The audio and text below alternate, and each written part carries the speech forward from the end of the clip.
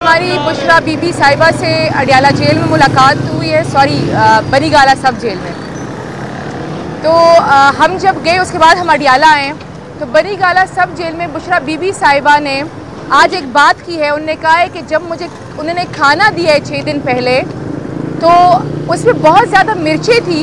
लेकिन वो मिर्चों का मुझे मसला नहीं हुआ, लेकिन मुझे बाद में फील हुआ कि इन्होंने उस खाने में कोई एसिड नुमा चीज़ मिलाई हुई है, क्योंकि उस खाने के बाद आज तक मेरे मुंह और गले में छाले हैं और वो खाना खाने के बाद उस टाइम भी मेरे आंख और नाक से जो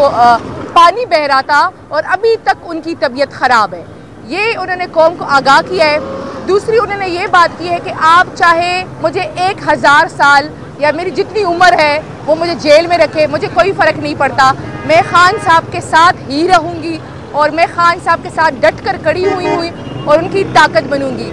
तीसरी जो उन्होंने सबसे इम्पॉर्टेंट बात कही है, उन्होंने कहा कि मुझे नहीं पता कि दुनिया के उलमाए कराम और मौलवी क्यों खामोश है कि शरीयत और